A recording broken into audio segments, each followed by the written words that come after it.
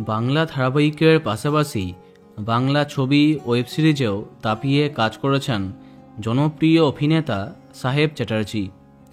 অভিনেতার পাশাপাশি তিনি একজন গায়ক। বাংলা টেলিভিশনকে উপহার দিয়েছেন গোয়েন্দাগিন্নি, পটল কুমার গানওয়ালা প্রভৃতি জনপ্রিয় ধারাবাহিক। কিন্তু সম্প্রতি তার দর্শকদের জন্য খুব খারাপ খবর সামনে এলো। গত দুদিন ধরে হসপিটালে ভর্তি ছিলেন অভিনেতা সাহেব চ্যাটার্জি।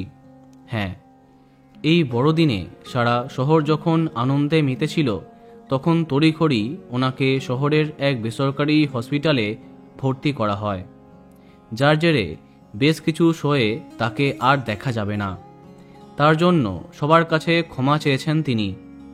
হসপিটালের বিছানায় শুয়ে থাকা অবস্থায় এই ছবিটি শেয়ার করে তার ইনস্টাগ্রামে লেখা হয়েছে, বন্ধুরা, সবাইকে জানাচ্ছি, শরীর খারাপের জেরে গত 25শে ডিসেম্বর আমি ভর্তি হয়েছি, যার ফলে 26 এবং 28 তারিখে যে লাইভ শোগুলি ছিল সেগুলি ক্যান্সেল করতে হয়েছে। কর্তৃপক্ষের কাছে ক্ষমা চেয়ে নিচ্ছি। আশা করি তারা আমার অবস্থাটা বুঝবেন। এছাড়াও বলা হয়, আমার জন্মদিনে শুভেচ্ছা দেবার জন্য করা কলগুলিও আমি ধরতে পারবো না, তার জন্য দুঃখিত। তবে তিনি জানাননি তার ঠিক কী হয়েছে।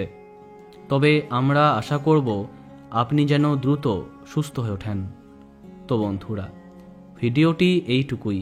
বাংলা বিনোদনের অন্যান্য আরও খবর পেতে সাবস্ক্রাইব কারেন্ট বস। ধন্যবাদ।